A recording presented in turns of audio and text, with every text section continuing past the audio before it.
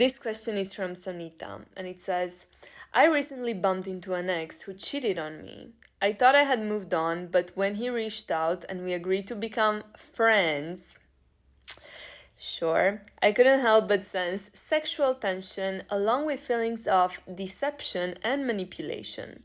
The problem with me is, it's almost become a pattern in my relationships where I anxiously attach my value to their validation. It takes a long time to trust, but when I do, I love hard. And unfortunately, it usually doesn't end well. It's like I'm receiving the same lesson in a different package each time. So, my question is, how can I heal my toxic relationship patterns, detach myself from seeking validation, and become more confident about my appearance? So, Sonita, it seems like it was very clear from the beginning that there were a lot of red flags. First of all, this person cheated on you and you agreed to become friends. We all know that doesn't work. And then you sensed sexual tension. Sexual tension, when you have a toxic pattern, is the worst thing to go after. When you have sexual tension in the beginning or sexual attraction towards someone, it's almost always an indicator that it's a toxic relationship. That sexual tension is actually your anxiety, that's manifesting itself maybe through your sexuality. And it's a red flag not to go for that. And then you also had feelings of deception and manipulation, and you still went for it. So it's super important that you recognize the red flags and you make a conscious decision. First of all, let's start with this, not to go after the person that is showing you all these red flags. You knew from the beginning they weren't good for you, this person, and you still went for them. When you have a toxic relationship pattern, it's really important that you consciously make a decision to go after a different type of people. So, if let's say you're attracted to bad boys that, are maybe a bit of a womanizer or are hot and cold or are unavailable or, that give you certain feelings like butterflies and anxiety and a lot of sexual tension. Go from that whole stereotype, go for a different type of guy that maybe you're not going to be as attracted to. So if to the bad boy, let's say you're attracted from a scale from 1 to 10, you're attracted at a 10, to this new guy, you'll be around maybe a 6, 5 or 6. And, maybe you think, yeah, they're nice, but, there's no spark.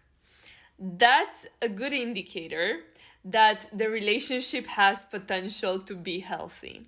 So we don't want any sparks in the beginning. We don't want any sexual tension. We don't want any butterflies.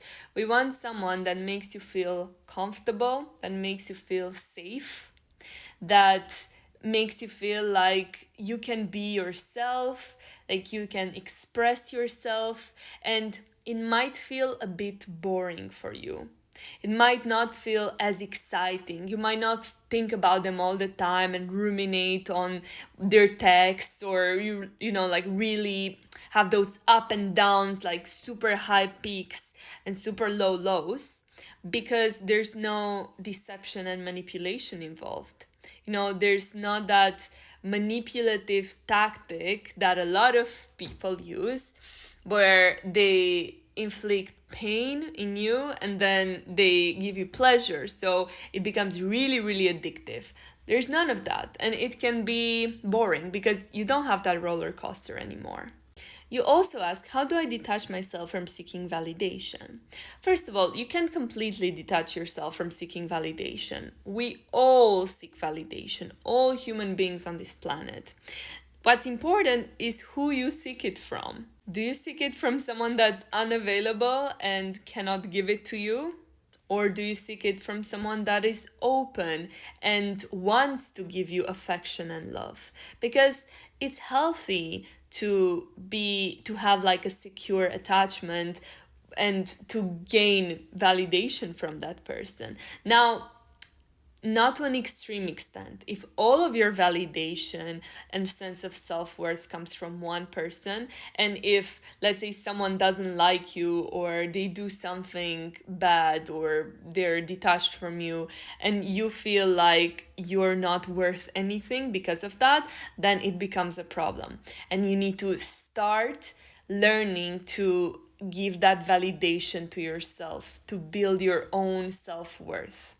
A really practical example of what you could do is, for instance, to build your self-esteem and that sense of self-worth, is to pick something and get really, really good at it.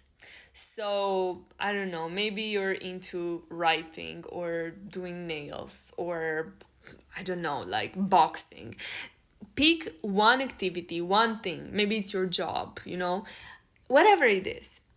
And invest a lot of time and energy into it to get really good at it. Validation and self-esteem doesn't just come like that, Like, we need to have something to be confident about. And it usually comes from being really good at something. Now, it's also a process of learning how to accept yourself. I'm not even gonna say love yourself, because that could be a bit too far for now, but let's start with self-acceptance. Pay attention and watch the way you talk to yourself. Try to become your own loving mother or loving parent. Maybe tell yourself that you love yourself. Talk to yourself in a nice, kind way. Be compassionate with yourself. Have patience with yourself. Accept the way you're feeling. Don't beat yourself up. Don't tell yourself negative things. So really watch the way you talk to yourself and practice accepting yourself.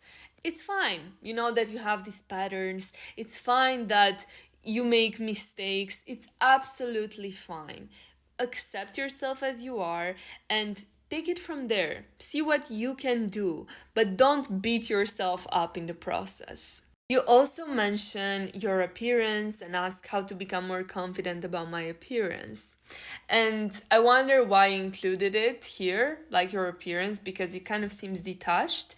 And I wonder if your sense of self-worth and validation actually comes from your appearance, and that's why you want to improve it, because that's not a reliable way to have that sense of worth, because your appearance can change, overnight or over a couple of weeks. You can have pimples, you can get fat or skinny or whatever. So, like you age, right? So like your sense of self-worth isn't gonna come from your appearance, just to like say that. And you should learn other ways in which you should like relate your sense of self-worth to other things you should relate it to. But the way you become confident is first, again, by just accepting your body. It's a process. First comes acceptance, and then you start developing, like love for yourself, or you actually start appreciating it. Now we're at the point where you need to stop hating your appearance and start accepting the way you look. You could do exercises such as you stand naked in front of a mirror and you just learn to accept and appreciate, every part of your body and its function. Maybe, I don't know, you don't like your legs because you think they're too big or too small, but your legs help you to walk, and appreciate that, that your body is constantly taking care of you.